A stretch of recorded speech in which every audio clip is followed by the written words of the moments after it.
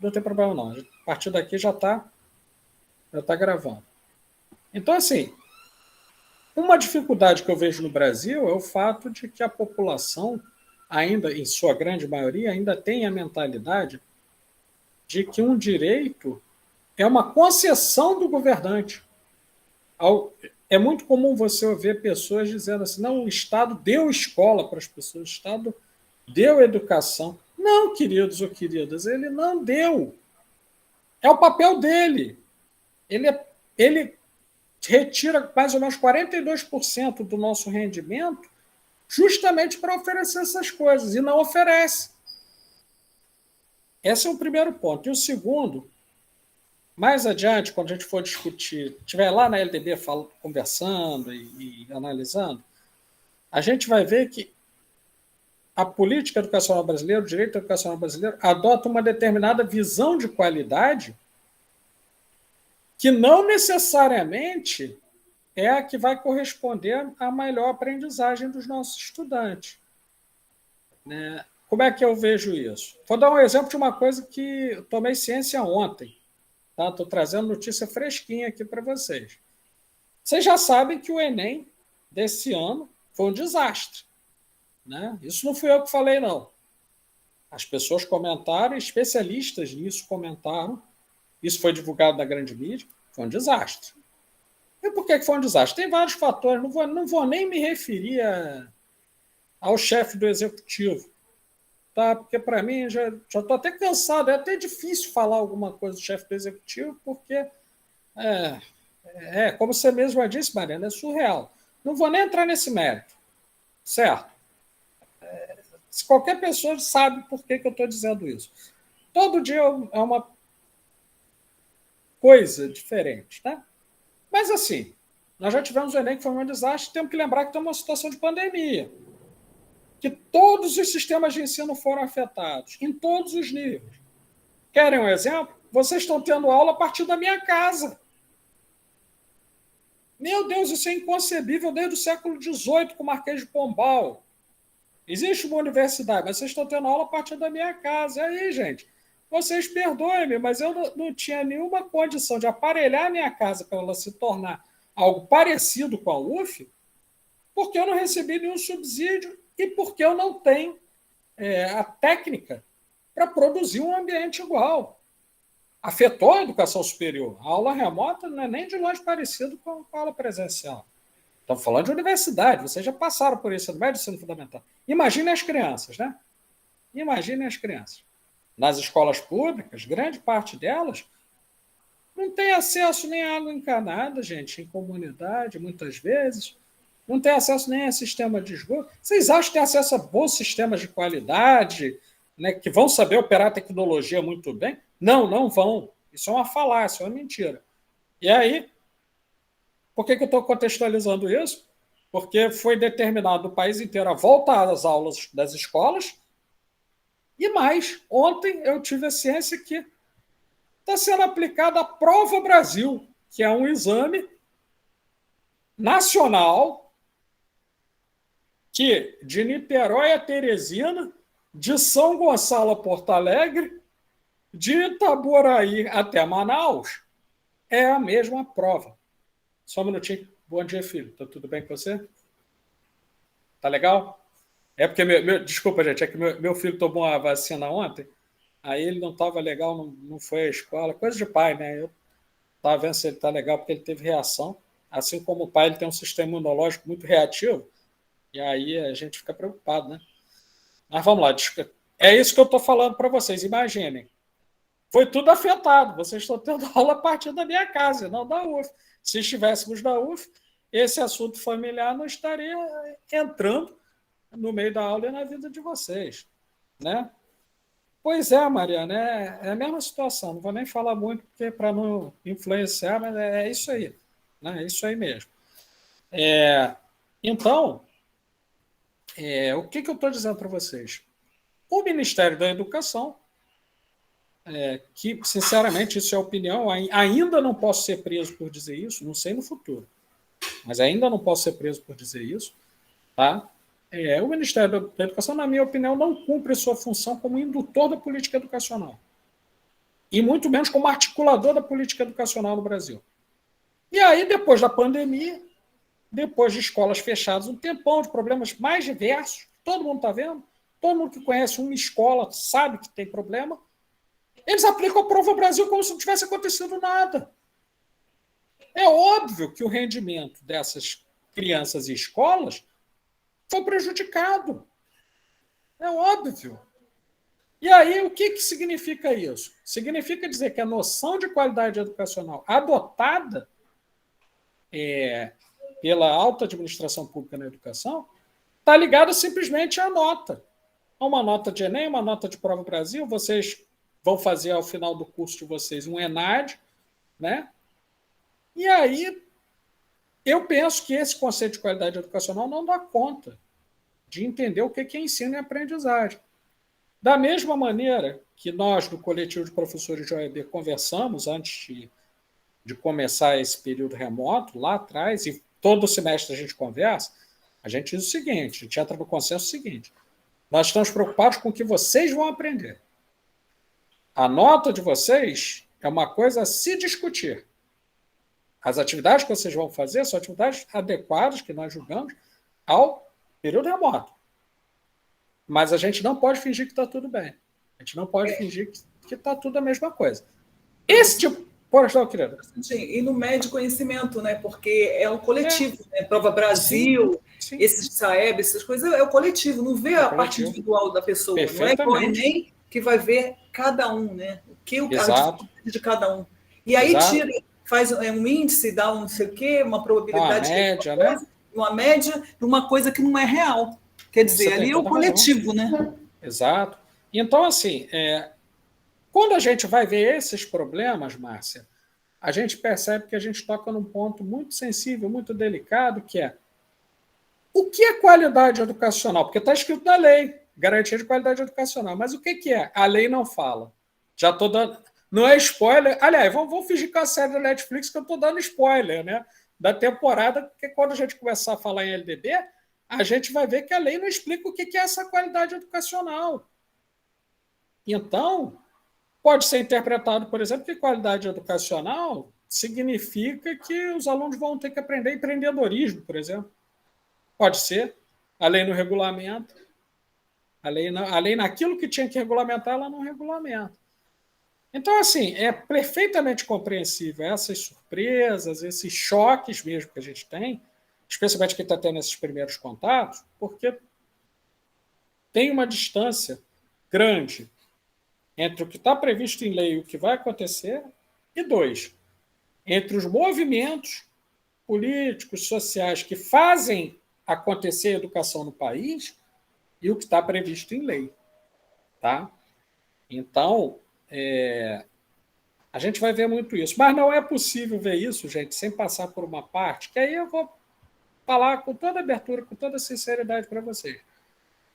Que aqueles que não são naturalmente inclinados a gostar do direito educacional, de analisar leis, etc., não tem como a gente discutir essas coisas se a gente não passar por isso. A ênfase não é decorar, mas sim que a gente possa ir tomando contato e entendendo, e ir compreendendo às vezes. Por exemplo, Márcio, uma indignação que você colocou de que, poxa, mas não são todas as pessoas que vão ter acesso à universidade. E aí a lei permite isso, porque ela vai dizer que a escolaridade obrigatória vai até o ensino médio. Ou seja, Deus queira que não aconteça. Eu não tenho problema de dizer que eu sou um sujeito que é religioso. Beleza? Não vou ficar falando de religião aqui, não tem nada a ver, mas sou um sujeito religioso, eu acredito em Deus. Tá? Deus queira, então, que não aconteça. Mas semana depois, o governo federal criar uma lei extinguindo universidades públicas, ele pode fazer isso. Porque a universidade, a educação superior, não é escolaridade obrigatória. A gente vai estudar isso mais adiante. Olha a incoerência. Olha o absurdo. E aí tem gente que fala assim, Pablo, você é apocalíptico, que coisa horrível. Eu digo, não sou, isso é mentira. No Apocalipse, o Cristo volta. No Brasil, a gente só está vendo o reino do capeta. Muito bem. Tranquilo, Márcio? Ok? Mas alguém quer fazer comentários, pessoal? A hora é essa, para a gente conversar um pouco, para a gente sentir como é que foi isso, né? Como é que foi esse primeiro contato.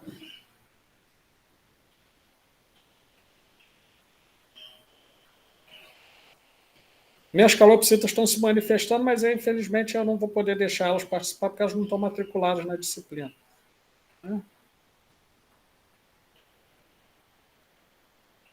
Ninguém tem nenhum outro comentário, não? Professor. Pois não, querido. Sim, se não tivesse as cotas, né, essas pessoas que não têm um ensino, né, de qualidade nem ia conseguir entrar numa universidade. Se não tivesse as cotas, a importância, né, das cotas, né? Sim, sem dúvida. E vou até tensionar um ponto com você. Tem gente que vai dizer, olha, nós cumprimos nossa missão, colocamos cota na universidade pública. Eu vou dizer, não. Isso é o começo de um processo. Por quê? Porque você colocou as cotas, mas o número de vagas é restrito. Então, uma grande parcela dessas populações que necessitam tanto de reparação histórica quanto de uma política de equidade para chegar, pelo menos, em condições parecidas à universidade, está excluída. Porque as vagas são poucas. Então, né? E o outro problema também, professor, é tipo assim, tem as cotas, né, as pessoas conseguem passar pelas cotas, mas não conseguem caminhar na universidade, porque não tem uma base. Base boa. E aí é uma coisa que eu quero deixar. Bom. Você está certa. E aí quero deixar 2 pontos para a gente refletir aqui, que a gente vai refletir ao longo do curso. Ninguém precisa responder nada agora que não é prova. Vamos pensar o seguinte, gente. Você tem uma política de entrada que eu acho até bem organizada. E veja, eu estou criticando, eu não estou acusando e nem ofendendo, é uma criticando. No meu entendimento, tá?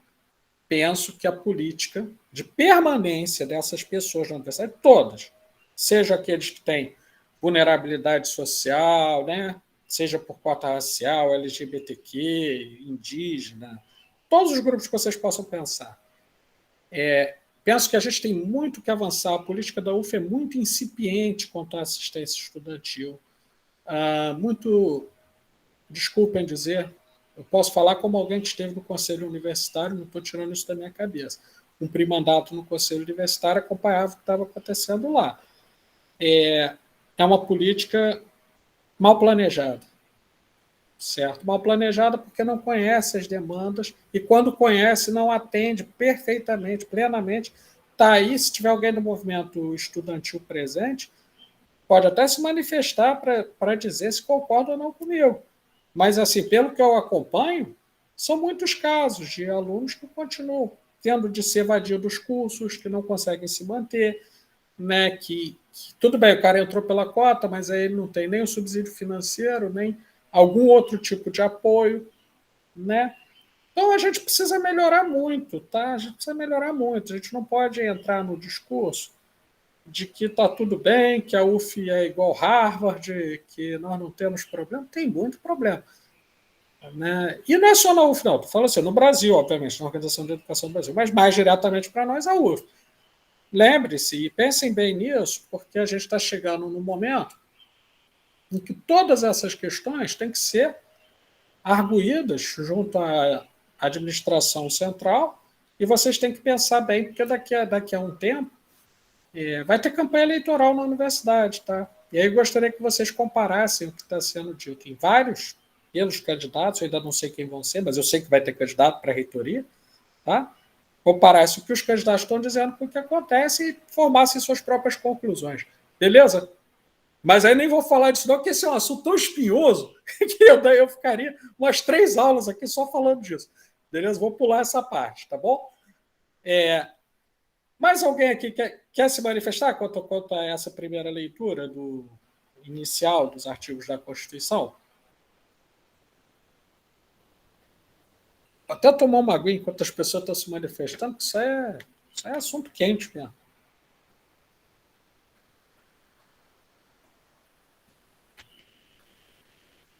Bom, dou-lhe uma, dou-lhe 2, dou-lhe 3. Se ninguém se manifesta. Ó, vou falar como falou um ex-presidente que eu estou quase sentindo saudade.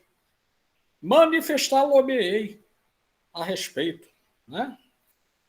Então, como diria Michel von Temer, barão da Transilvânia, quer dizer, Michel Temer, ex-presidente interino do Brasil durante o golpe, quer dizer, durante o processo de impeachment que sofreu a presidenta Dilma, né? Nosso presidente interino, que foi, inclusive, uma das pessoas que extinguiu vários programas do MEC, que davam apoio à universidade, que davam apoio às redes de ensino. Posso falar de um que eu presidia. E aí ninguém vai me processar. Eu não sou maluco de me processar também. O Escola de Gestores, voltado para dar um curso de especialização gratuito para diretores de escolas públicas, com padrão UF, certificamos mais de 300 professores, ele foi extinto. Nós chegamos a trabalhar com 6 meses de atraso de bolsas para as pessoas que receberam bolsas. Né? Mas por que eu estou falando disso? Pode parecer estranho, mas é porque eu quero chamar a atenção para 2 pontos cruciais que estão lá no artigo 210. São 2 pontos cruciais. Primeiro,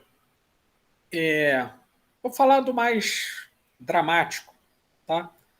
Mais dramático, que ele entra aí com letras de fogo, vamos dizer assim, né? Artigo 210, inciso 4. O ensino, anotem bem isso, porque essa é uma discussão que toda hora volta, igual um fantasma assombrando as pessoas. O ensino público será gratuito nos estabelecimentos oficiais, ou seja, qualquer estabelecimento oficial, da escola de educação infantil até a pós-graduação. Se for público, não pode cobrar. Sempre que alguém vier com esse papo, mas a universidade tinha que ser privatizada, porque isso, porque dá despesa, etc. Isso é uma falácia por 2 motivos. Um motivo econômico e um motivo jurídico. Vou começar pelo jurídico. Não pode fazer porque está na Constituição. Você só pode alterar se você mudar a Constituição.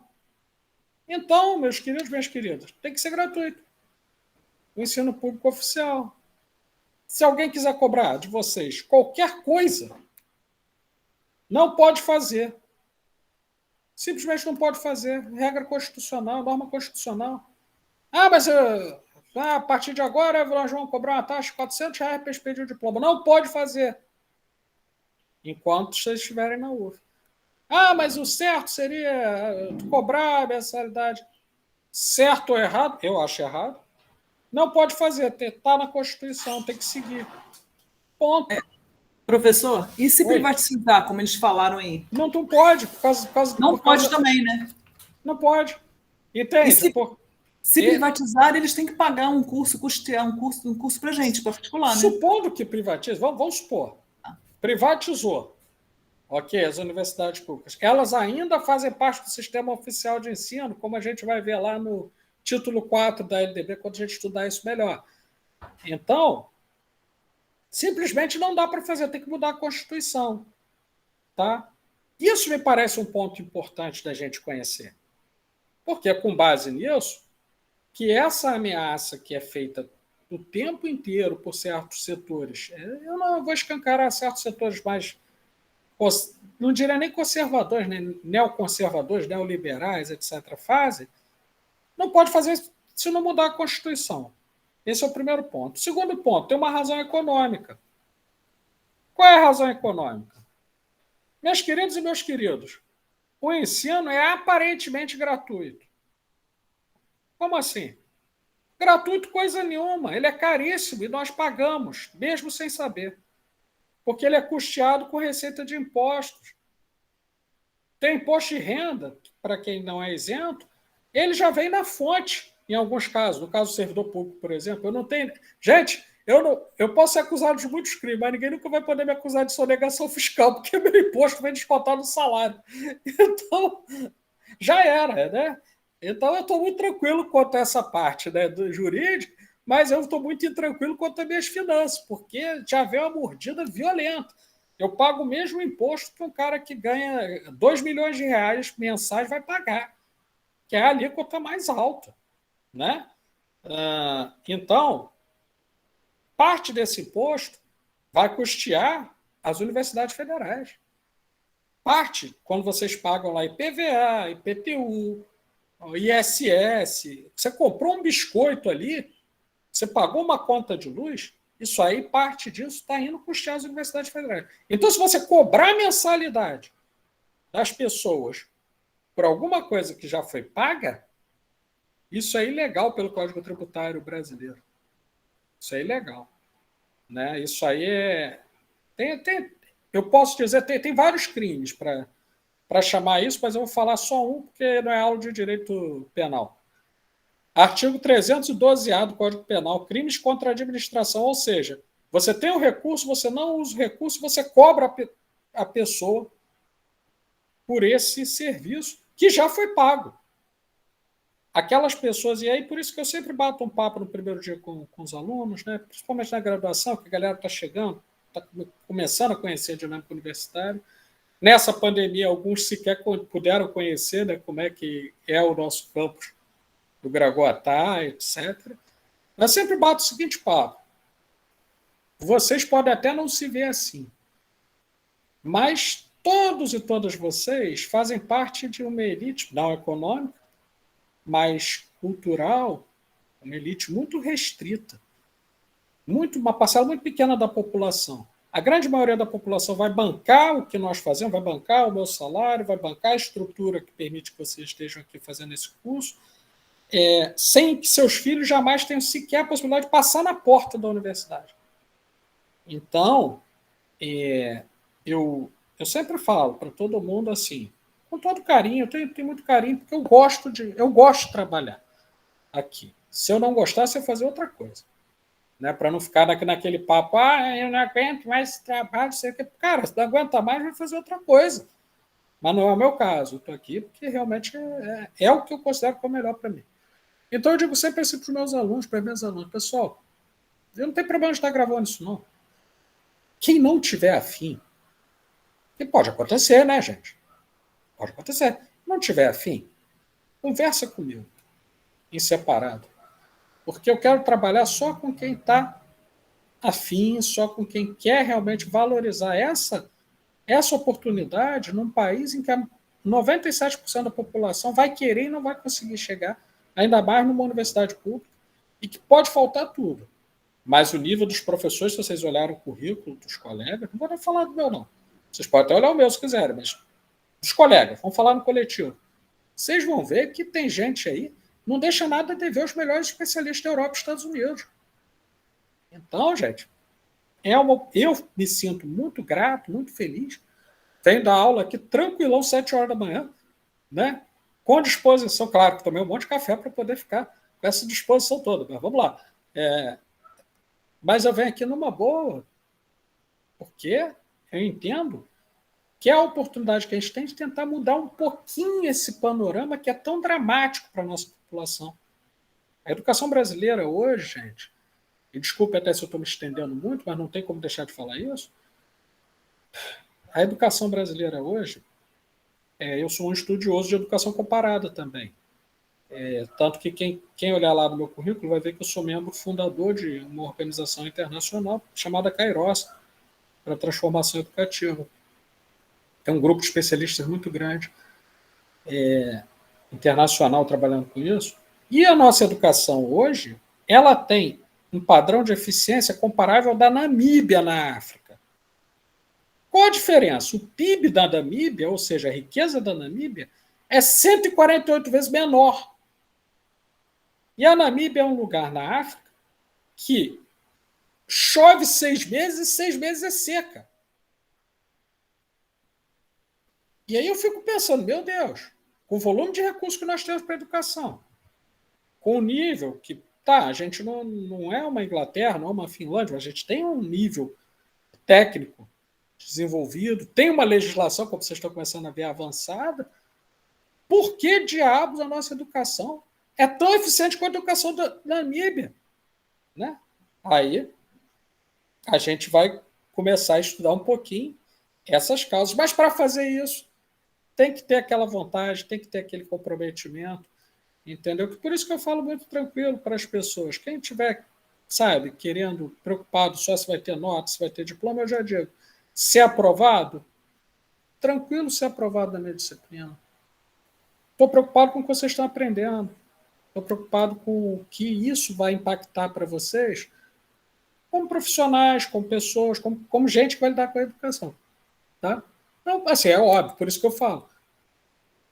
Aprovação, tranquilo. Quem quiser, conversa comigo. Agora, aprovado com 10 aí, gente, a gente vai trabalhar sério, né? E assim, eu bato esse papo numa boa, porque aqui só tem adulto. Se fosse ensino fundamental, não poderia ter essa conversa, né? Porque eu seria responsável também pela formação, né, de caráter, ética, etc. E na boa, cada um tem os seus objetivos. Mas eu entendo, por isso que eu entendo sempre, quem entrou aqui, 7 horas da manhã, numa sexta-feira, entrou porque quer aprender. Né? E aí, gente, eu vou brincar, vou dizer o seguinte, aqui, tanto no síncrono quanto no assíncrono, aqui entrou aqui, a criança chora, a mãe não vê. Né? Aqui tira as crianças da sala porque é pesado. Mas é com muito carinho para que vocês tenham a melhor formação que está dentro da minha possibilidade de trabalhar com vocês. Beleza?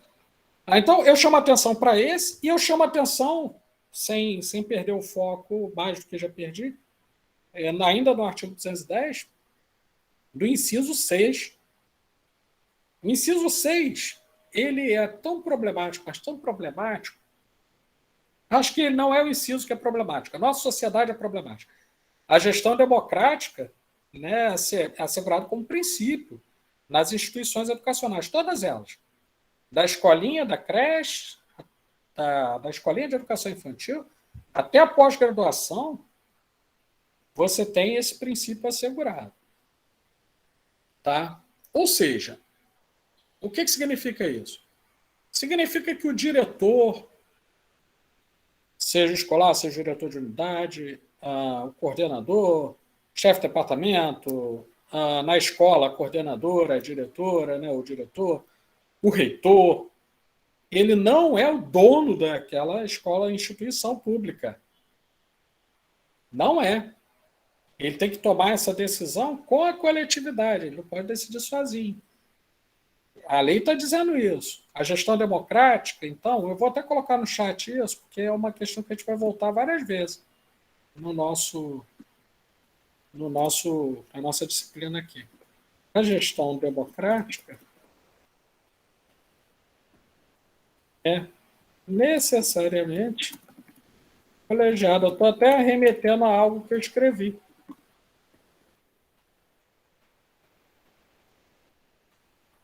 Escrevi em 2014, em um dos meus livros. Por quê? Porque como é que você desenvolve democracia de um só, mandando? Não existe. No Brasil, como é que isso tem sido materializado? Tem sido materializado no Brasil esse princípio que é a gestão democrática tem sido materializado sob a forma de conselhos. Exemplos. Conselho Escola-Comunidade. Vamos falar daqui da UF, né? Eu vou pegar mais um da sociedade civil. Conselho do Fundeb, Conselhos Municipais de Educação, Conselho Estadual de Educação, Conselho Nacional de Educação, e aqui dentro da universidade, colegiados. Estou botando tudo em caixa alta. E não, mentira, está tudo em caixa baixa. Vamos lá. Colegiados de curso, colegiados de unidade e conselhos superiores, que aí são CPEX, que é Conselho de Ensino, Pesquisa e Extensão, CUR, que é Conselho de Curadores, né, que vai mexer com a parte financeira da universidade, e o Conselho Universitário. E qual é a função desses conselhos? Eles têm tanto, teoricamente, não estou dizendo que sempre vai ser assim, teoricamente, por lei, eles têm tanto poder quanto dirigente da universidade. Por exemplo, tem tanto poder quanto o diretor de uma escola, quanto o diretor de uma unidade. Eu vou dar um exemplo de uma situação que aconteceu e que foi resolvida aqui mesmo. Tá? Sofia, você está aí? Estou sim, professor. Tudo bem, querida? Então, por alguma razão, o seu nome constava no diário, mas não estava no Classroom. Né? Isso aconteceu. E aí, o que fez com que a gente conseguisse resolver isso? Lá, a representante do seu curso, a coordenadora do seu curso, entrou em contato com o chefe de departamento, meu chefe de departamento, me deu ciência disso. Aí, olha como é que é a estrutura burocrática, hein? Não é um negócio fácil, não. Aí, no meu departamento, a secretária abriu um chamado com a STI para que eu tivesse permissão para poder convidá-la a fazer parte da nossa turma. Você já estava inscrito no diário. Mas como é que isso aconteceu? Isso somente aconteceu por quê? Porque havia alguma autonomia além do dirigente máximo da instituição. Imagine se fosse esperar o reitor, cheio de atribuições, coisas lá que ele está fazendo, decidir sobre a sua situação sozinho. Não ia acontecer. Simplesmente não ia funcionar. Ia acabar o semestre, Sofia não entrou, não teve nota. Eu não posso dar nota se ela não está aqui. Né? E ela tinha direito à nota. E olha a confusão.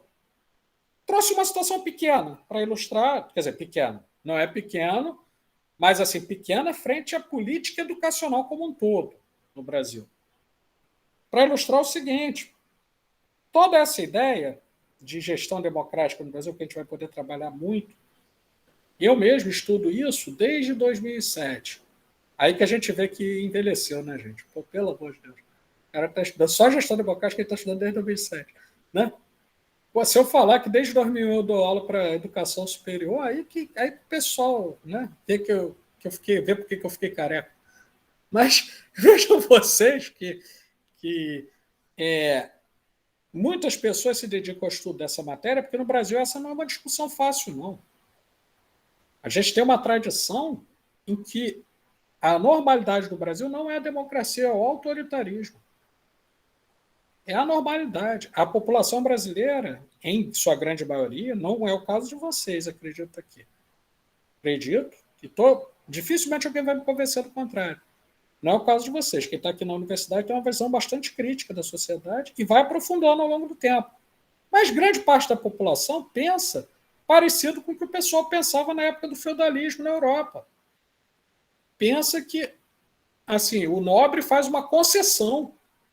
Ah, poxa, fulano, o vereador é muito bonzinho porque reformou a escola. Ah, o fulano lá que foi ver o hospital, nossa, esse cara é um santo, porque ele foi lá e pegou um médico dormindo no hospital. Não estou dizendo nomes, tá? Cada um chega às suas conclusões. Aí ele foi lá, ele mostrou uma situação que tinha gente, né, sendo mal atendida. Esse cara é um santo. Não, não é. Não está fazendo favor nenhum. É isso mesmo, Islane, não está fazendo favor nenhum. Está cumprindo a atribuição dele, é pago, e muito bem pago para isso. Tá certo? Não é para ficar tirando onda em YouTube, não. É pago. Imagine se eu fosse ficar tirando onda no YouTube. Ah, não, porque eu sou um professor, eu formo todo ano mais de 200 pessoas, eu sou um herói. Não sou herói coisa nenhuma, eu sou um cara que fez o concurso, é contratado para isso, está cumprindo o trabalho dele. Pô, entenda, mas a boa parte da população não vai ver assim, vai ver como uma concessão. Ah, o governo é muito bom, porque construiu uma escola aqui, construiu um hospital, né, deu cesta básica, deu Auxílio Brasil. Né? Então, qual é o grande choque? Uma sociedade autoritária, com pensamento feudal, ela é incoerente com o princípio da democracia. Por quê? Porque a democracia ela pressupõe participação e ela pressupõe discussão, debate, análise crítica. Por isso que é difícil. Porque a democracia, você não é obrigado a concordar, aí eu falo um negócio, aí a Luísa, por exemplo, discorda. Fala, não, Pablo, eu acho que não é isso. Aí Ai, meu Deus, que saco, eu vou ter que ouvir o argumento da Luísa, né? Vai ter que ouvir, Pablo. É democracia. Aí eu vou ouvir. E aí outras pessoas, aí quando eu estou falando, aí a Sofia dá uma outra opinião. E dentro desse debate, a gente vai ter de chegar, não a um consenso, mas pelo menos a um denominador comum. São poucos os lugares no Brasil que estão prontos para isso.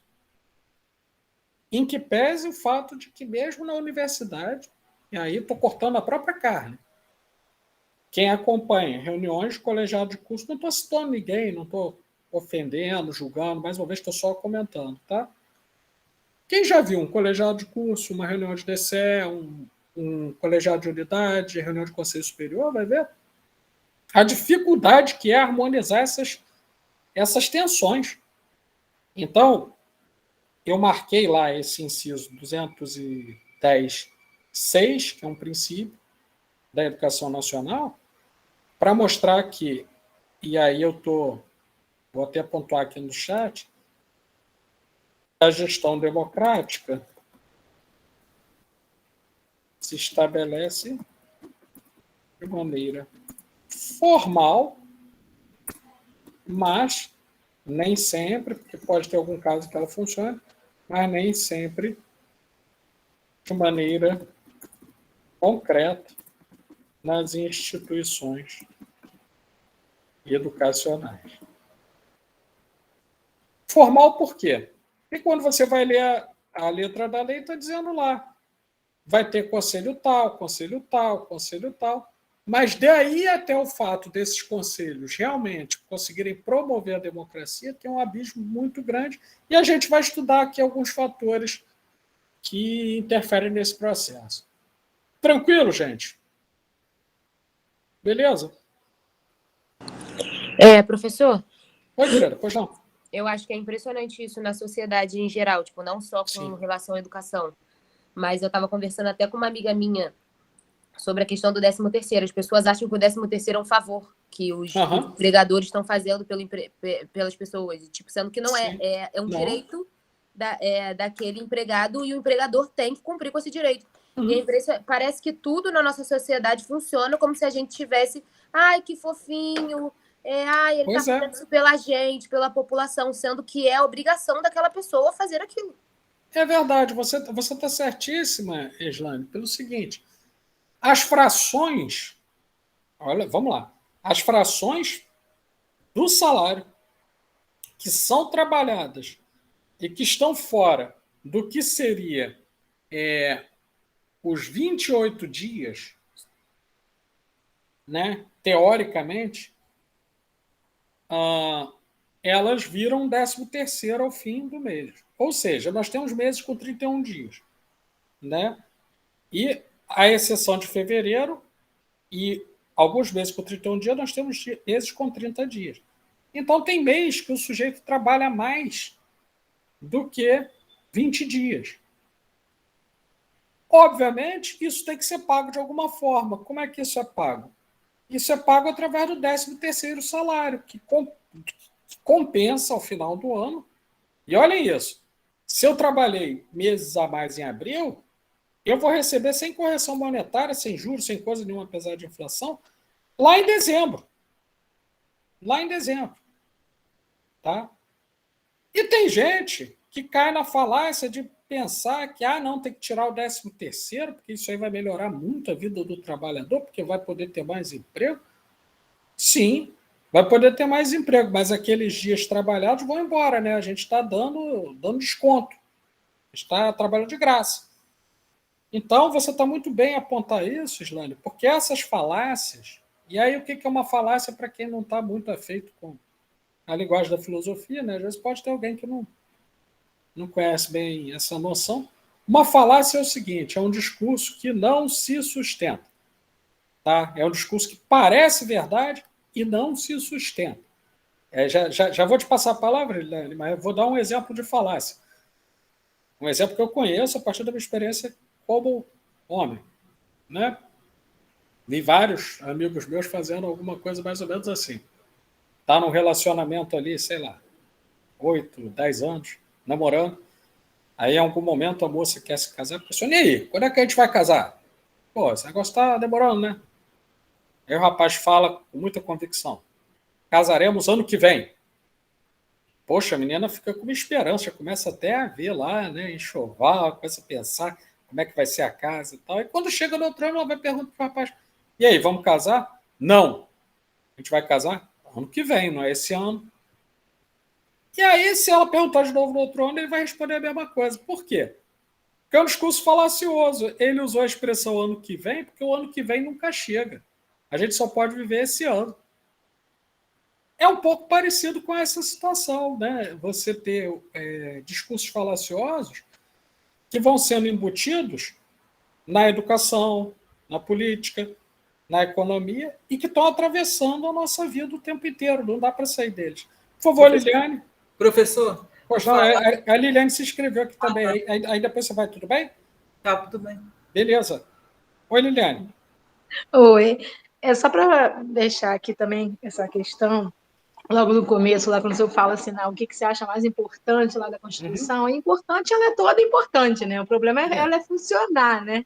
E aí, quando tem ali um dever, né, e é para todos, aquele logo no 205, Sim. Eu fiquei pensando porque, assim, eu vivi numa época que não era obrigatório, né? Então, eu fiquei em 85, 86, eu me mudei, morava numa região de São Gonçalo, fui morar em outra, e a condição também que minha mãe tinha mudou, eu fiz um pré-escolar particular e depois eu tinha que ir para a escola pública, e aí a gente ia para o famoso grupo escolar, Sim. né?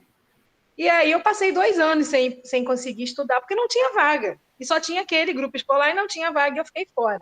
E aí eu fazendo uma pesquisa, né, sobre isso, né, sobre quando não tem vaga, o que tem que fazer. Sim. Lá acho que é no MEC mesmo que eu entrei, que eles fazem uma propaganda bonita, uma animação, que a criança não tinha uma escola perto da casa, e aí a mãe trabalhava numa farmácia, que a farmacêutica tinha mais conhecimento, e informou que ela podia ter ido no conselho tutelar, e o conselho tutelar indicaria uma escola particular que o governo bancaria. Quem tem essa informação, gente?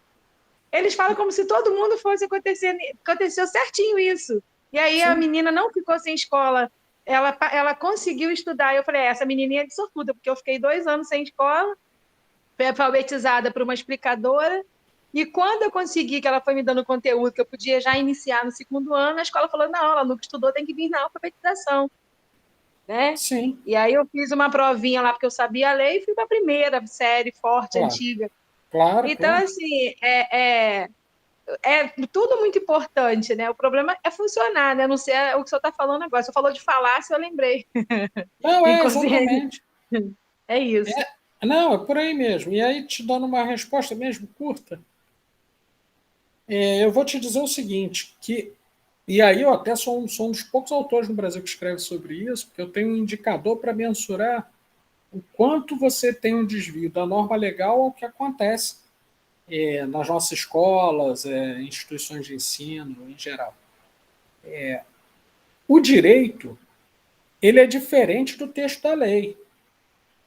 O direito, ele só se concretiza com luta social e luta política para que as coisas aconteçam. Uma sociedade passiva, uma sociedade que acha que vai mudar o mundo com hashtags no Twitter, uma sociedade que vai ficar reclamando no Facebook ou no grupo do WhatsApp e não vai pressionar concretamente, ela não vai ver mudanças concretas acontecendo.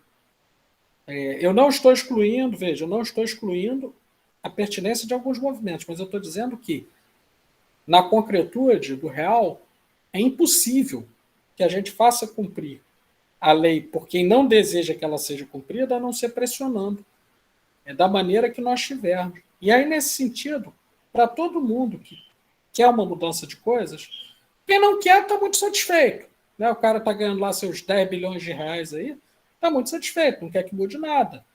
Mas para nós que queremos, a gente precisa fazer mais alguma coisa. Um dos passos, eu acredito que vocês estão dando, que é um passo importante, que é o de vir à universidade, não como alguém que passa por uma estação de trem dentro do trem, mas vir à universidade para tomar base, tomar fundamento, entender um pouco dessas coisas sob um viés crítico. E não tem jeito. Quando eu falo luta social, eu não estou brincando, é luta mesmo, porque você vai ter que lutar.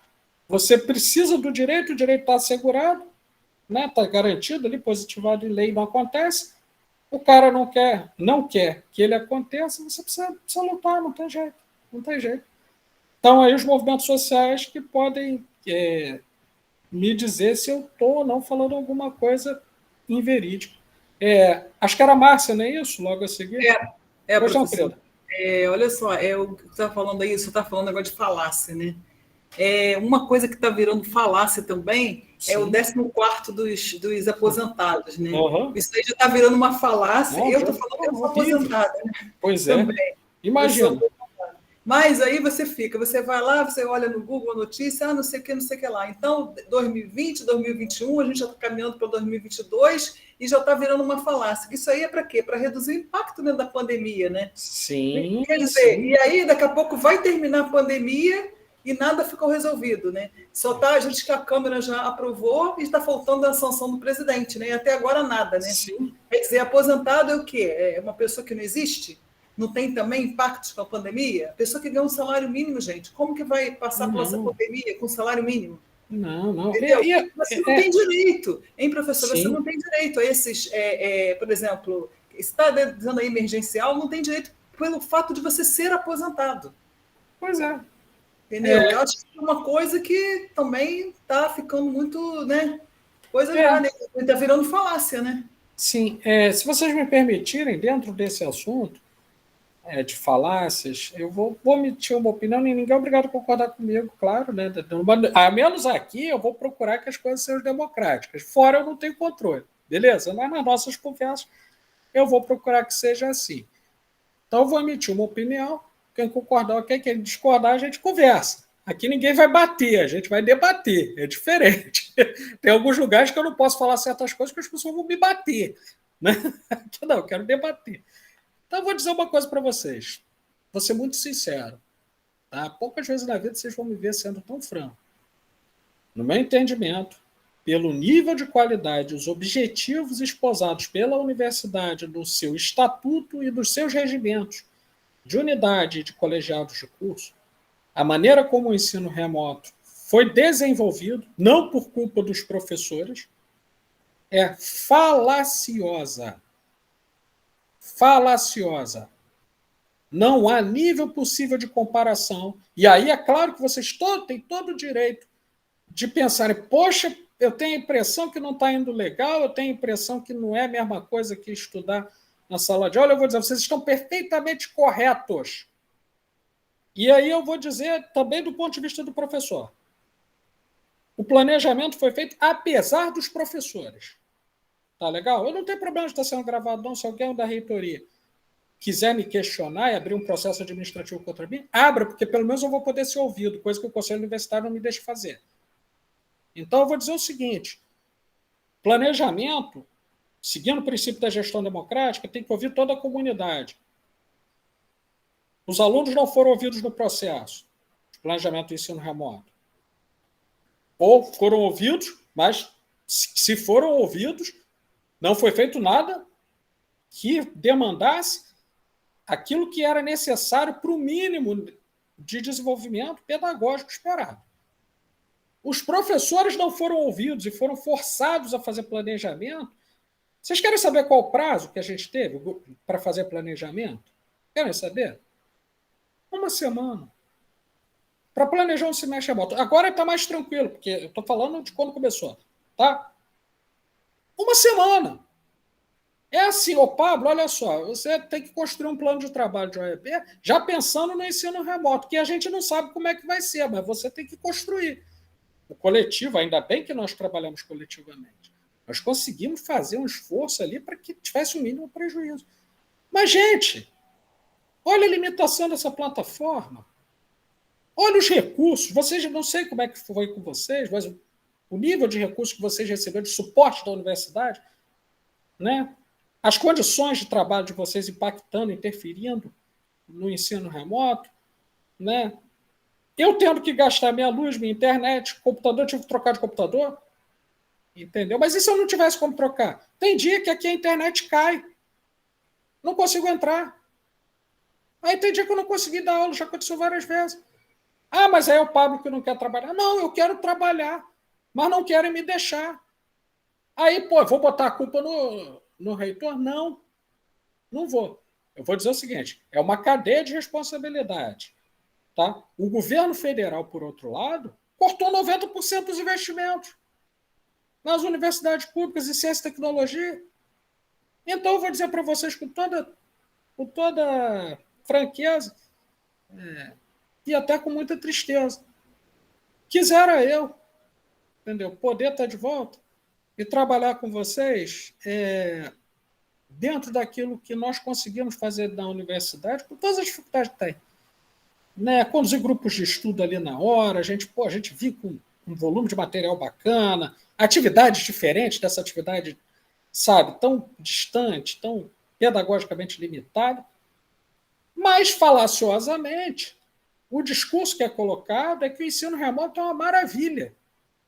Está funcionando muito bem. Não, eu não acho que está funcionando bem, não. Eu acho que nós estamos fazendo o que é possível. Eu dou os parabéns a vocês também por virem aqui, por estarem aqui tentando participar disso. Porque é uma falácia. Isso é uma falácia. A formação de vocês já está prejudicada. Não vai ser, não. Ela já está prejudicada. E não é porque eu não quero ensinar, não é porque eu não sei ensinar. Tem professores mais experientes que eu. Pergunto, por exemplo, a professora Zoya Prestes, que sabe ensinar. Tipo, se ela pode dar a mesma aula que ela dá para vocês em português, ela podia dar em bielorrusso, para vocês terem uma ideia. Tá? É um desrespeito. Está aí há 30 e poucos anos no magistério, a professora Angela Tamberlini, tá? Minha colega, 46 anos de experiência no magistério, tá? Veio de formações mais diversas aqui, fora do país, trabalha sério. Né? Vários professores, podia ficar aqui o dia inteiro falando dos professores que trabalham com vocês. Tá? E todos os colegas vão reconhecer o seguinte, Pablo, a gente está tentando. A gente está tentando se virar. Porque, falaciosamente, é apresentado o ensino remoto como se fosse a solução para os problemas que estão passando. E não é. E não é. Desculpa, é que eu fico nervoso com essas coisas. Eu queria, nesse momento, fazer um trabalho muito melhor, mas é difícil. Slaine, por favor, querida, eu vou deixar você falar antes que eu fique aqui, né, mais revoltado ainda. Vamos lá. Acho que falando sobre falácia, do você falando esse tempo todo assim, acho que a maior falácia que a gente tem na nossa sociedade em torno da educação é que a universidade pública é para todos, porque não é. Não é, você está certo.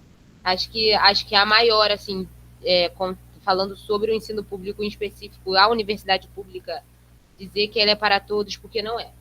Porque os horários não são acessíveis para as pessoas que trabalham, não são flexíveis para mães, não são flexíveis para pessoas que têm uma dupla jornada. Então, eu acho que a maior falácia dentro do ensino público é que a universidade pública é para todos. Verdade. Você está certíssima. E aí, o que a gente tem que fazer, pessoal? Uma coisa a gente já está fazendo, a gente está estudando isso. Porque, minimamente, a gente está tentando ver os fundamentos, alguns fundamentos que explicam alguns fatores envolvidos nisso aí. E a gente tem que bater. Bater, não, obviamente, não com violência, mas a gente tem que ir criticamente até os pontos que estão emitindo esse discurso falacioso e questionar. Mas vem cá, tá uma maravilha mesmo? Isso aqui virou Finlândia? Eu não estou achando, não. Estou sentindo dificuldade. Eu não consigo acesso à internet. Por exemplo, tem vários alunos aqui, diversos alunos e alunas, que se eu fosse olhar só a partir do que eu vejo pela tela, eu iria pensar, essas pessoas não querem nada. Não liga a câmera, não liga o áudio. Mas eu não posso dizer isso. Por que eu não posso? Justamente pelo que a Slaine falou. Eu não tenho condições sequer de saber quais são as condições, como direi, os insumos, né, os recursos que esses alunos têm no ensino remoto para estar aqui na minha aula.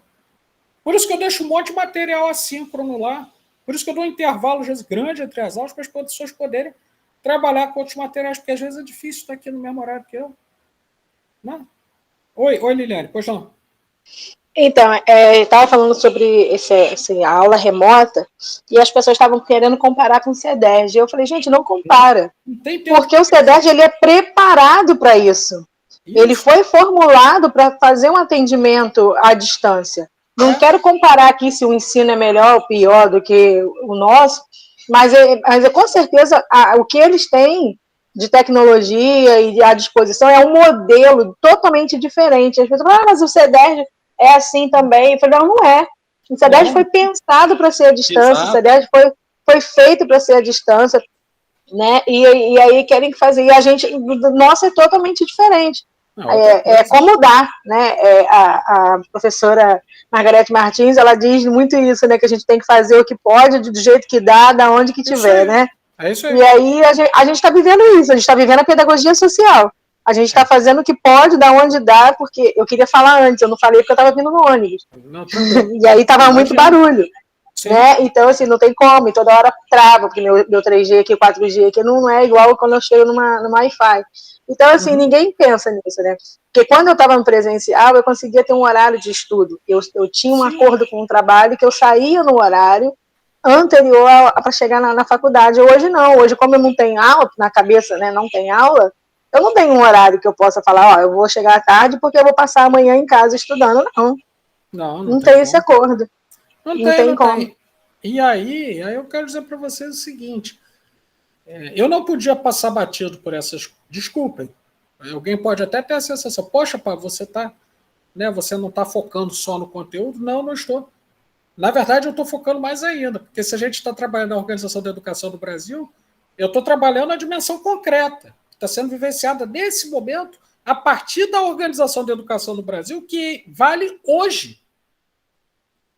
E que eu nem sei se eu posso chamar de organização, desculpa, mas eu não vejo organização na educação brasileira atualmente, seja no nível institucional, seja no nível que vai do federal até o municipal.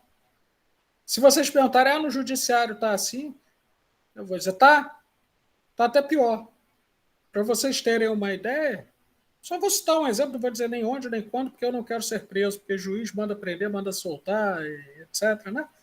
Então, só vou comentar que eu tive ciência de um caso em que uma pessoa recebeu uma cobrança vexatória, foi para o juizado especial, aí chegou lá, demorou, é especial, é para ser rápido, né? 1 ano e 2 meses para marcar a audiência. Quando marcou a audiência, a juíza se comportou como se fosse advogada da parte ré, ou seja, advogada da empresa que fez a cobrança vexatória. E aí ouviu, é proibido pelo Código Civil, que, por exemplo, eu vou chamar as testemunhas. Aí, já sei, vou chamar a testemunha fechada comigo, vou chamar minha irmã, vou chamar minha esposa, vou chamar meu filho. Isso é proibido, por motivos óbvios, né? Eles vão ter todo o interesse que a parte ganhe o processo.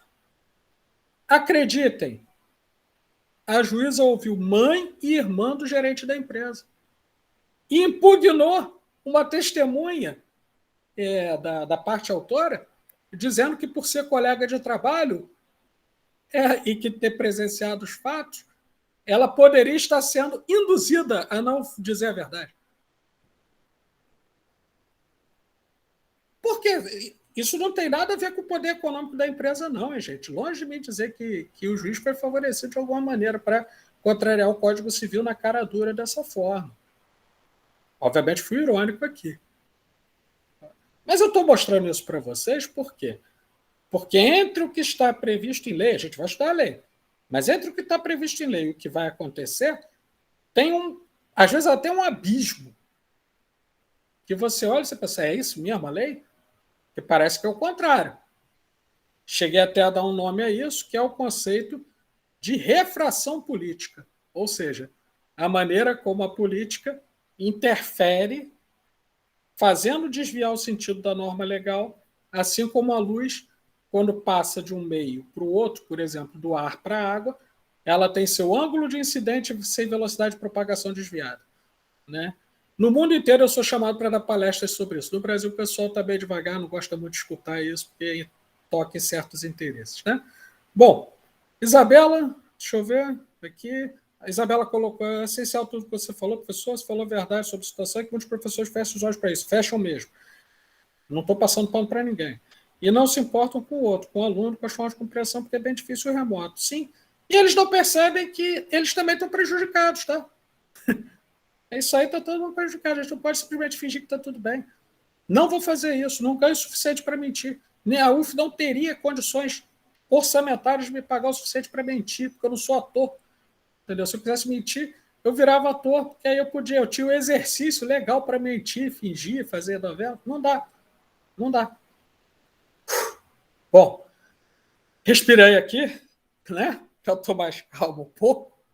E aí, se ninguém tiver mais nenhuma observação, deixo a atividade lá, que ainda está lá, né? Estou recebendo a atividade, etc. E sempre que alguém quiser se manifestar, eu estou deixando em aberto para que vocês se manifestem sobre essa questão, né? Quem fez a atividade extra, sobre esses artigos da Constituição, que vocês já viram lá no vídeo leitura artigo a artigo. Deixo só para quem quiser tirar dúvidas, tá? Temos o texto da Constituição que deixamos e vocês olharam, analisaram nessa parte, e eu não quero ninguém decorando, eu quero que vocês vejam esse movimento. Quem quiser decorar, beleza, às vezes alguém quer fazer um concurso, sei lá, outro papo. Mas eu queria mostrar para vocês algumas características gerais da Constituição e que vão ajudar a gente até a fazer uma releitura desses artigos, o que eu vou convidar vocês a fazer posteriormente. Podemos fazer isso? Eu tenho uma apresentação aqui que eu preparei para vocês. Tá legal? Bom, aqui eu vi uma concordância, mas vou partir do princípio de que quem calou consentiu. Então, vamos lá, vamos para a apresentação. Olha só, a todo momento, se vocês tiverem dúvida do que eu estiver falando, me interrompam, tá? Eu ganho para isso, não é a favor que eu estou fazendo, não. Eu ganho para explicar as coisas para vocês, tá legal? Quando eu assinei o contrato lá, e ao ser admitido da posse, estava lá que minha obrigação era com ensino-aprendizagem. Então, não é a favor explicar de novo, não, beleza? Então, vamos nessa. Deixa eu pegar aqui uma janela, achei.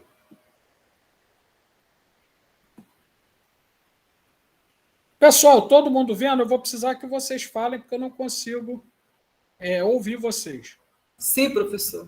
Beleza. Agradeço.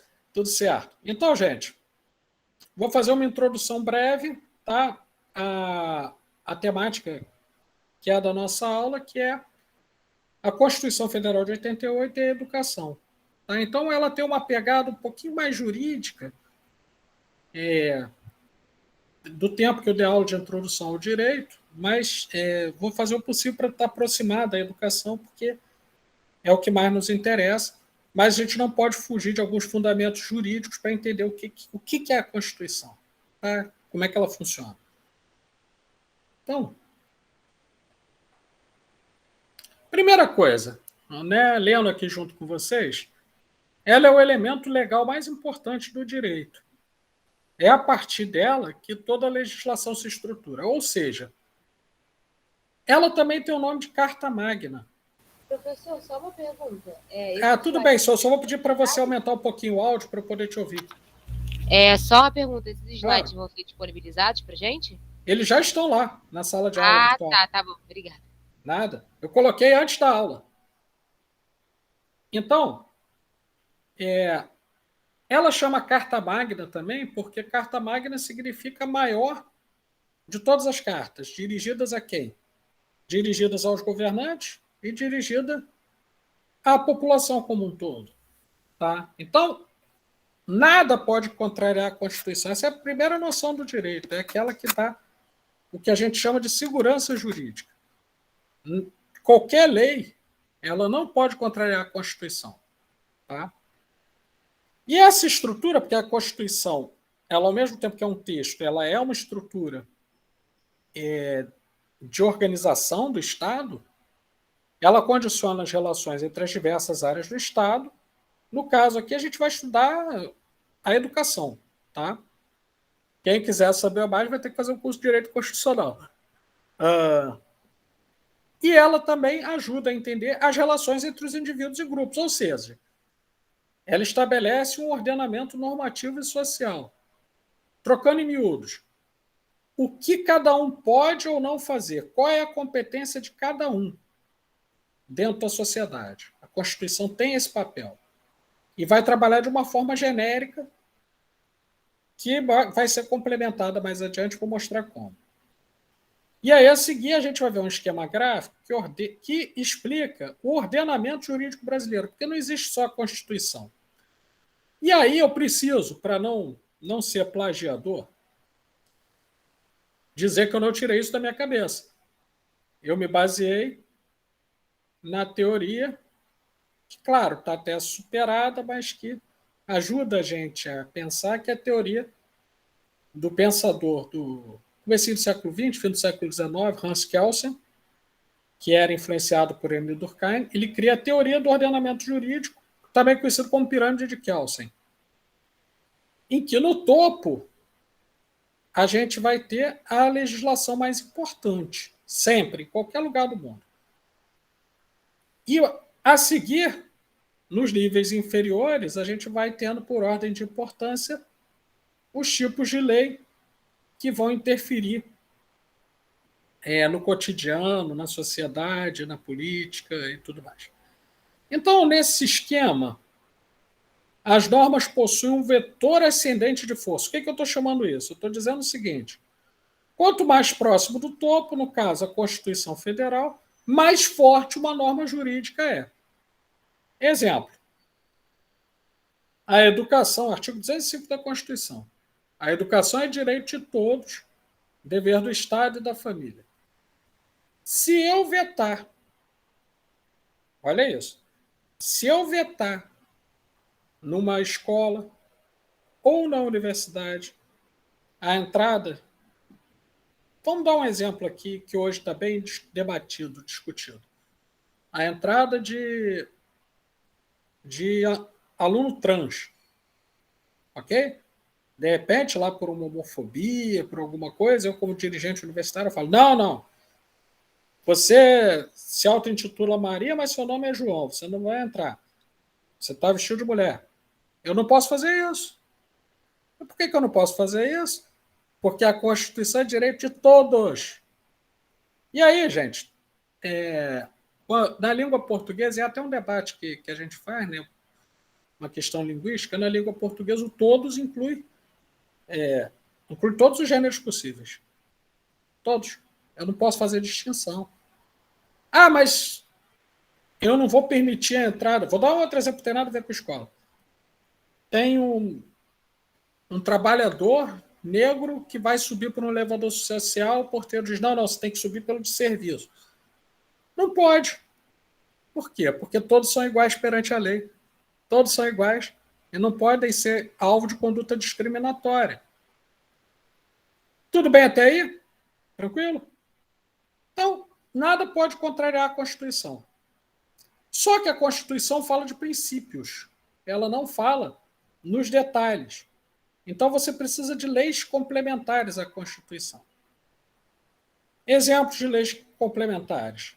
A lei do SUS, Sistema Único de Saúde. Se funciona ou não, é outro papo. Mas ela é complementar à Constituição. Lei de responsabilidade fiscal, né, que ordena o Código Tributário Brasileiro. É uma lei complementar. Ela não foge à Constituição, mas ela detalha. E eu vou incluir a LDB nisso. Apesar dela não aparecer como lei complementar, a Lei de Diretriz e Base da Educação, ela complementa esses artigos que a gente viu aí, 205 a 214. E ela tem 92 artigos. Um detalhe. Percebam o seguinte. Você tem aqui a Constituição, tem um número X lá de artigos, princípios, alíneas, etc. Cada lei complementar, ela não está sozinha, ela tem que obedecer à Constituição. Um tratado internacional que o Brasil faça, veio de fora. Se o Brasil aceitar, se o Brasil assinar, ele tem a mesma força que essa lei complementar aqui. Então, por exemplo, o Brasil assinou um tratado, que é a Convenção de Genebra, relativo aos direitos humanos. Então, você tem princípios de dignidade humana. Exemplo, eu sou preso. Eu tenho direito a advogado, tenho direito a ser ouvido no julgamento. Eu tenho uma série de direitos. Eu não posso ser torturado. Se isso vai acontecer ou não, não importa. Essa lei não está no Brasil, veio de fora, o Brasil assinou um tratado. Então, na educação também tem algumas leis assim. Exemplo, a educação especial sofre forte influência no Brasil de algumas leis, como a Declaração de Salamanca, Declaração de Montreal, Declaração de Nova York, e etc., que vão aparecer lá na LDB. Mesmo sem a referência, a gente que estuda direito internacional vai ver que elas estão ali, condicionando. Então, eu chamei a atenção disso para que a gente não pense que numa sociedade neoliberal e globalizada, as nossas leis estão livres da influência do grande capital, porque não estão, não, tá? Elas estão bem presinhas, a gente vai poder ver isso muitas vezes, ao que decide a ONU, o Banco Mundial, a OCDE, etc. Tudo bem? Dúvidas? Tudo tranquilo? All right. Abaixo disso, pessoal, nós temos o que se chama leis ordinárias. Né? São ordinárias por quê? Porque são as leis comuns em nível federal. São as leis ordinárias porque normalmente elas são produzidas pelo Congresso Nacional, sancionadas pelo presidente. Elas estão abaixo dessas leis aqui.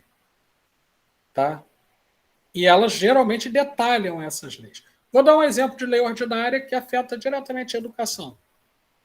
Lei 10.639 de 2003, que ela diz respeito ao ensino de história da África e ensino da história indígena em todos os níveis da educação nacional, desde a escola do ensino fundamental até a pós-graduação.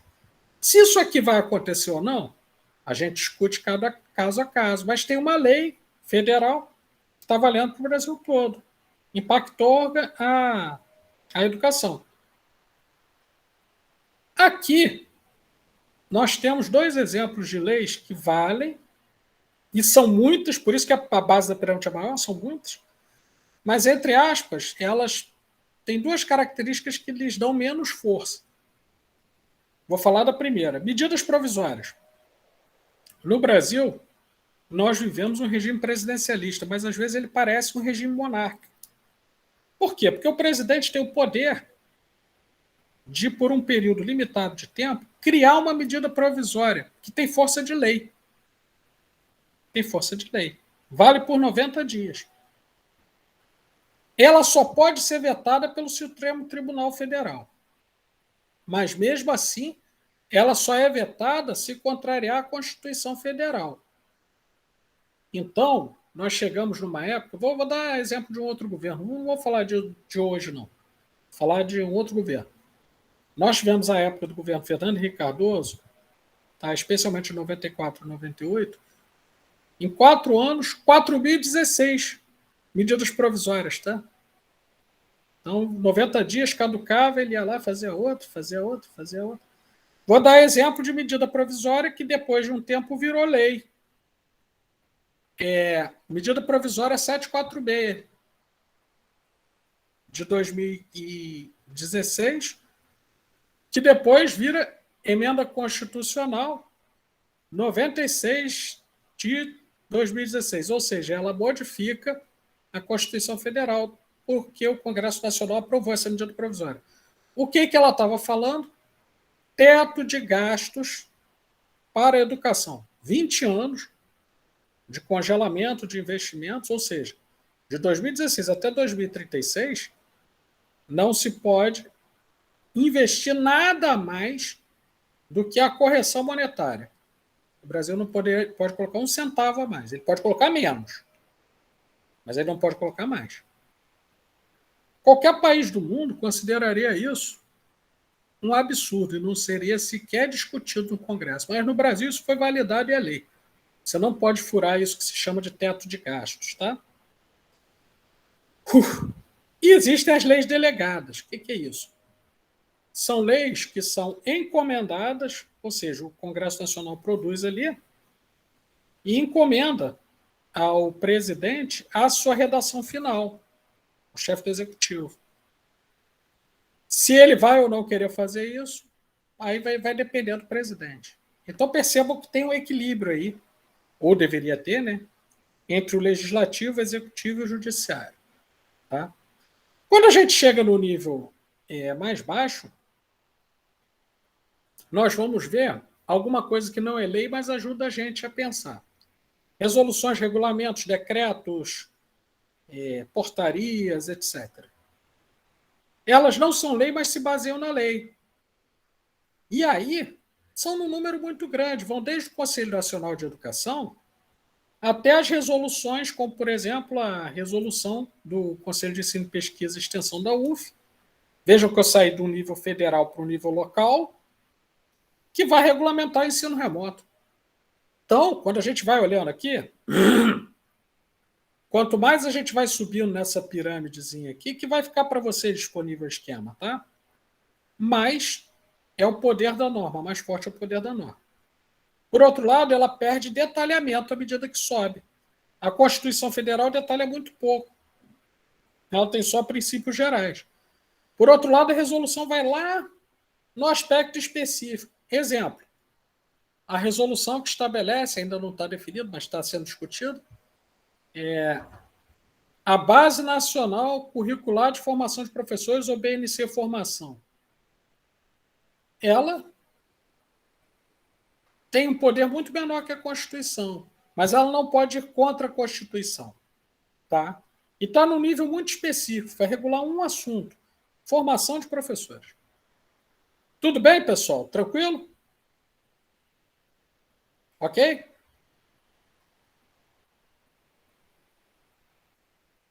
Bom, vou passar para o próximo, hein?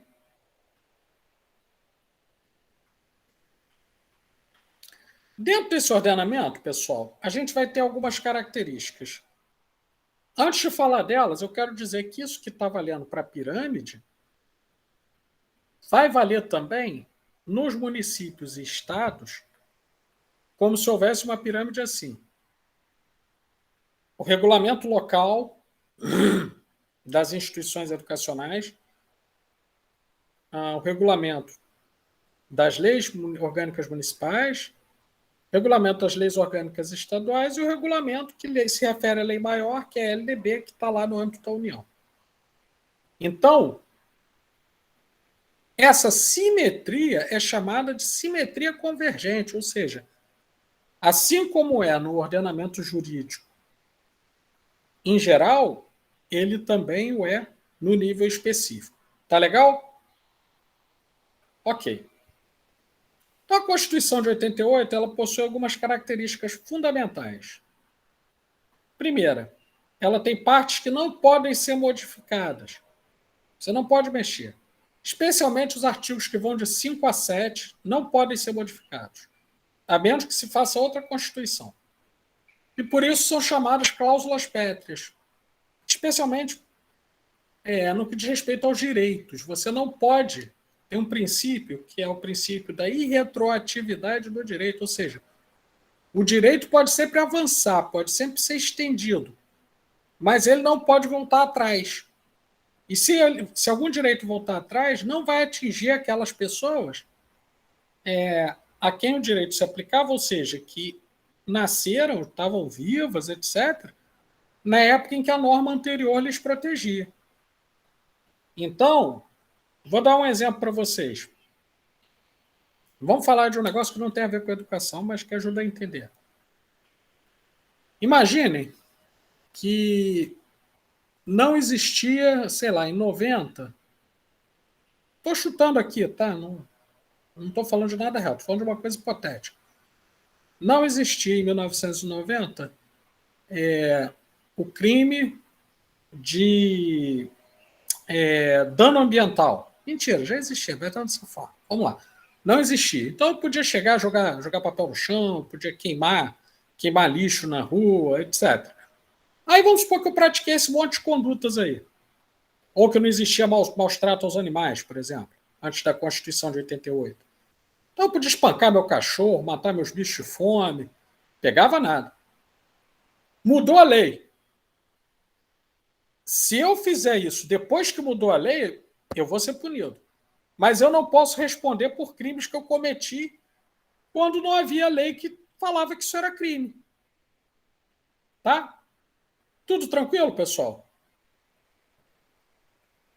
Então, voltando para cá, essas cláusulas pétreas, elas vão dispor o seguinte. Primeiro, a educação está no âmbito desses direitos que estão dentro das cláusulas pétreas. Por isso que a gente vai ver que a educação é direito de todos, dever do Estado e da família. Isso não pode ser retirado da educação, do rol dos direitos. Tá? E eles são direitos de aplicação imediata, ou seja, caso ele não seja atendido, você tem aí um Ministério Público, você tem aí uma Defensoria Pública, justamente para garantir que o Judiciário corrija o erro. Vou dar exemplo, um exemplo bem concreto. Você tem alguém aí, tem um filho, uma filha em idade escolar, vai na rede municipal, vamos falar de ensino fundamental, né? E aí alguém diz lá, não tem vaga não. Ora, se você acionar o Ministério Público, eles são obrigados, por lei, a arranjar uma vaga, nem que seja da iniciativa privada, porque não pode a criança ficar sem escola. Tá? Se isso vai acontecer ou não, vai depender de como isso é demandado, de como isso é buscado, lutado. Porque, entenda, o direito não é concessão, o direito é conquista. E quem não luta, não conquista. Quem não luta, não conquista. Ainda mais num país autoritário como o Brasil. Então, a grande inovação que a Constituição vai trazer é o fato de que, diferente das constituições, como a de 67, da ditadura militar, ela vai dizer que a educação é um direito humano, um direito fundamental e um direito público subjetivo, ou seja, você nasce com ele e você não pode renunciar a ele nem que você queira. Aquele direito é seu. Nada pode tirar ele de você. Tudo bem, gente? Alguém me dá um ok aí para eu saber se eu posso passar? Eu não consigo ver o chat. Se alguém puder falar. Sim, ok. Beleza, obrigado. Acabou. Então, gente, esse material está aí, ele ajuda vocês a reverem. Aí, claro, já vou te ouvir, Rebeca, sem problema. Ajuda vocês a reverem, e aí convido vocês a relerem os artigos, tá? Vou até reabrir prazo. Olha lá, hein? Olha que eu tô dando um mole aqui para vocês, no bom sentido, obviamente, mas estou dando aqui uma facilidade para vocês, no sentido que estou até reabrindo prazo para que vocês revejam esses artigos à luz desse slidezinho, que é uma contribuição sintética, mas que ajuda a gente a pensar um pouco nas questões referentes à Constituição e educação. Então, como a gente vai ter aula agora dia 10, eu vou reabrir prazo, tá? Até dia 9. Tá legal? Para a gente quem já tiver entregue, rever. Quem não entregou, quiser entregar, faz com base nisso. Porque, insisto, eu estou muito mais preocupado com o que vocês estão aprendendo do que em ficar ali marcando, não, fulano de tal tirou 8,2, fulano de tal é 6,4 e etc. Tá legal? Rebeca, por favor.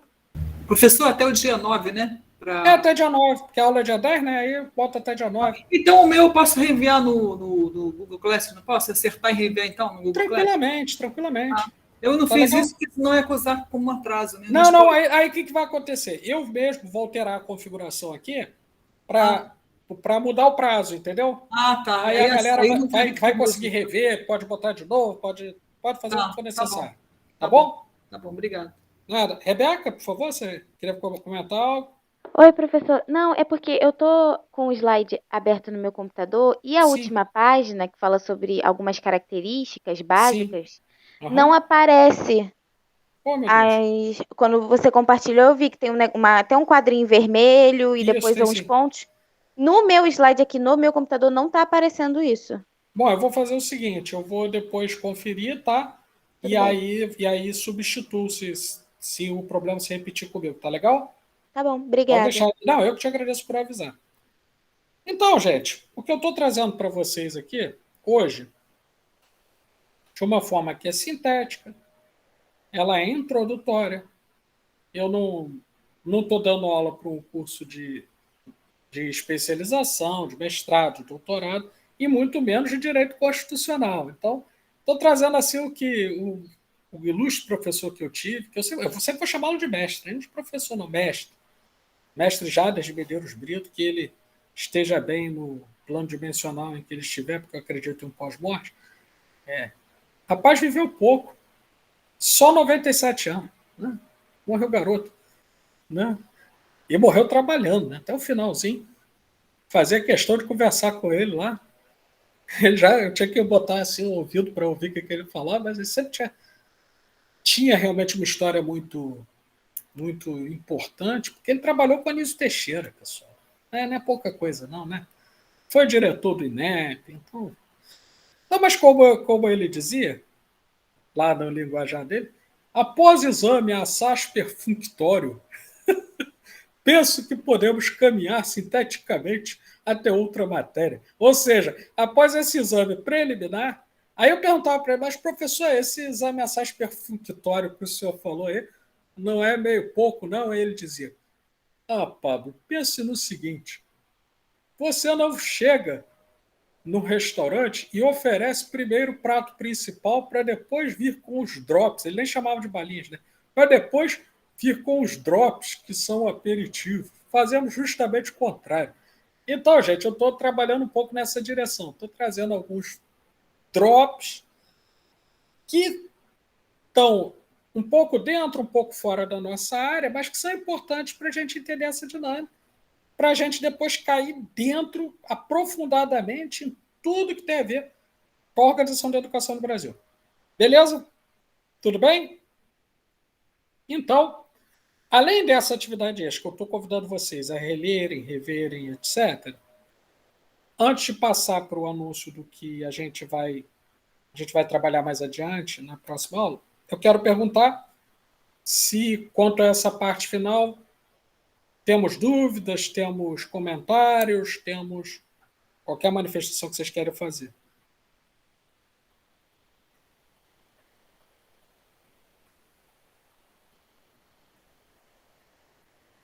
Abri contagem, dou-lhe uma, dou-lhe duas, dou-lhe três. Pessoal, é o seguinte, vimos aí, e aí com as características, conforme eu disse, do ensino remoto, né, vimos com a profundidade que é possível dentro do ensino remoto essas normas constitucionais que vão ter a ver com a organização da educação no Brasil. Ok. Para a próxima aula, que vai ser, vamos conferir aqui no calendário juntos, para não ter dúvida? Então, eu vou compartilhar a tela com vocês, tá? Me permitam fazer isso. Vamos do que é mais básico.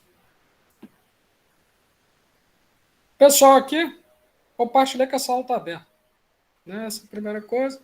Compartilhei lá a introdução, né? O PowerPoint que depois eu vou rever se para mim está aparecendo como aconteceu com a Rebeca, vou substituir aqui, mas é esse que vocês acabaram de ver. E lá embaixo, lá no nosso calendário, tá? Lá no nosso calendário. Olha só ensino remoto, ó. Dia 28 de outubro tive problema com energia elétrica, tá? Então vamos lá. Vamos para o calendário, gente. Aqui. Então, ó, nossa aula é dia 10. Tá? Para não ter dúvida. Está sendo gravado. Na gravação, quem não viu vai rever isso aqui. Nossa aula é dia 10. Então, semana que vem não tem aula. Semana que vem, quem quiser e puder, vai ser muito bem-vindo no evento lá no Solar do Jambeiro, dia 3.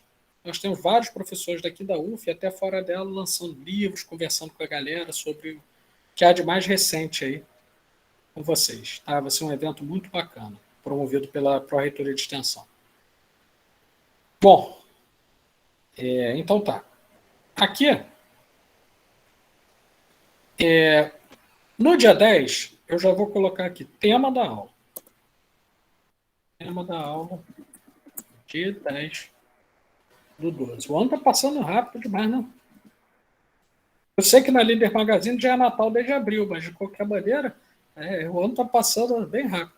Então, ó, aula de 10 do 12, a gente tem uma introdução, e é introdução mesmo, a gente não vai ter condições de aprofundar isso em introdução, a LDB.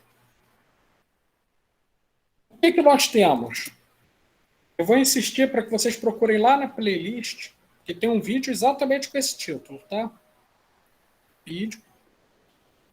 Depois eu repito essa informação no Classroom, mas aqui já fica registrado. Vídeo sobre introdução ao LDB. Ali conta-se um histórico, tá? Eu estou comentando isso, como é que a LDB teve uma tramitação de 8 anos até ficar aprovada, desde a Constituição de 88 até 96, 8 anos aí. Vou falar de características gerais da LDB. Então tem um vídeo e eu estou colocando já para o pessoal também. Vocês encontram de duas formas. No primeiro slide que eu postei, que falava do programa de ensino, etc., tem lá o acesso à LDB, mas eu vou deixar um link para a LDB. E aí, eu sempre utilizo a fonte que é mais atualizada, retirado, vou até botar aqui, do site do Planalto.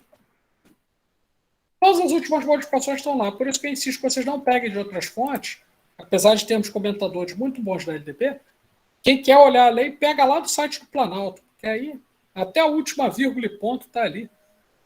Nós tivemos até hoje 139 alterações na LDB. Então, imaginem se vocês pegam uma versão antiga. Né? Já está falando outra coisa. Tá legal?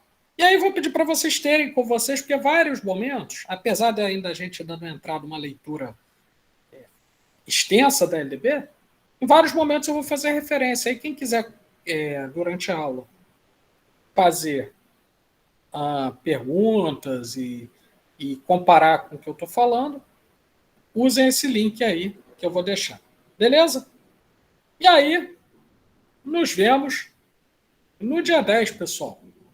No dia 10, se possível, né, tomara, não posso prever o futuro, mas estou me preparando aqui emocionalmente, porque amanhã é um dia muito importante, e amanhã o Flamengo vai tentar o tricampeonato da Libertadores, né, se tudo correr bem. No dia 10, né, vocês verão esse professor aqui, se tudo correr bem, com uma bonita camisa do Flamengo. Eu vou quebrar o protocolo e virei dar aula com a camisa do Flamengo, né, para expressar o meu contentamento. Então, mais cedo, se não ganhar, tudo bem, eu venho normalmente. Tá legal? Professor? Pois não. O senhor tem também na playlist, essa playlist sua, o senhor tem também sobre a Constituição também, federal? Tem sim. Tem sim. Tá. Falando sobre os artigos, né? Tá. Tenho tudo comentado. Para vocês terem uma ideia, assim, eu tenho, inclusive, toda a LDB comentada nos seus 92 artigos. Aí, quem quiser ver tudo, eu já estou alertando antes que não é o tipo de coisa que a pessoa vai fazer, sei lá, numa tarde de sábado que estava de bobeira. Porque, somando os 3 vídeos ou 4 vídeos que eu deixei lá, comentando artigo a artigo, são 5 horas e 41. Então, daria uma série da Netflix quase, né, chamada LDB. Né? Então, né, quem quiser ver, é bacana. Eu deixo esse material sempre à disposição para quem quer aprofundar estudo e também para a galera que está interessada em concurso, etc. Porque quem vai por ali consegue, por exemplo, como já aconteceu algumas vezes, passar em primeiro lugar em concurso e outras coisas. Dizem por aí, talvez o fato... E aí deixa eu tirar onda, pessoal, só um pouquinho, deixa eu sair um pouquinho da humildade e tirar uma onda. Para um professor é uma alegria muito grande quando o seu livro é adotado por outra universidade pública. Pode perguntar a qualquer colega se eles não ficam felizes. E eu sou muito feliz de dizer que o meu livro de política educacional, que trata de LDB, é obrigatório em 48 das 56 universidades públicas na disciplina de OEB. É uma felicidade muito grande para mim. Não estou tirando onda, não, estou compartilhando felicidade. Porque, apesar de estar desatualizado, porque ele ainda é usado a versão de 2015, a terceira edição fica pronta ano que vem. Essa vai vir potente aí, tem que tirar as crianças da sala para ler, porque eu estou batendo na Base Nacional Comum Curricular, na reforma do ensino médio, um monte de coisa. Mas aí é spoiler, isso aí é só para ano que vem. Tá? Beleza, pessoal? Tudo bem? Tudo bem. Meus queridos, minhas queridas, então eu vou me despedindo de vocês por hoje, tá? Expressando a minha felicidade todos os dias em que eu venho dar aula, mesmo que às vezes eu esteja por motivos, né? Às vezes a gente tem problemas, passa por problemas familiares, problemas dessa pandemia, problemas. Quando eu me referi a problema familiar, não nada dentro da minha casa, não. Eu acabei falando sem querer, mas eu estava numa lide judicial com familiares, né? As pessoas fazem muitas coisas por dinheiro, você às vezes tem que bater, né? Às vezes tem problema com a internet, às vezes tem problema financeiro, às vezes tem problema de saúde, às vezes vocês não vão me ver tão feliz, nem com a cara tão bonita, mas tenho certeza que não é nada com vocês, tá? Porque uma das coisas que mais me ajuda a manter a sanidade nesse período é justamente o poder da aula. Eu não faço isso por dinheiro, não. Se fosse para fazer por dinheiro, eu faria outra coisa, né? Faria outras coisas, teria outras possibilidades. No Brasil, talvez nem tanto, talvez eu fosse até para fora. Faço isso porque é meu dever, minha obrigação. Por isso que eu sempre falo. Galera, se alguém tem qualquer coisa para falar comigo, por favor, fala, pergunta. Não tem, da minha parte, nenhum desconforto, porque eu não estou fazendo um favor, não. Isso é minha obrigação. Sou pago para isso e pago com o dinheiro de vocês. Meu também, mas vocês. Tá legal, gente? Então, é isso. Pois já. Você faz uma perguntinha. À vontade. A avaliação que você botou aqui, que você vai ter 2 resenhas, né, de textos selecionados. Perfeito. Mas é mais para o final do período. Vocês têm até o último dia de aula para entregar. Até o último dia de aula, as 2, né? Isso, exatamente. E ela é o que eu não anotei. Elas são referentes a quais textos? A todos, vocês vão escolher 2. Eles estão lá no slide que... muito obrigado, gente. Eu que agradeço vocês terem gostado. Eles estão lá no slide que eu coloquei, que tem unidade de ensino, tem bibliografia, tem avaliação, tem tudo ali. Tá? É um dos primeiros. Está no Google Classroom? Está no Google Classroom. Tá?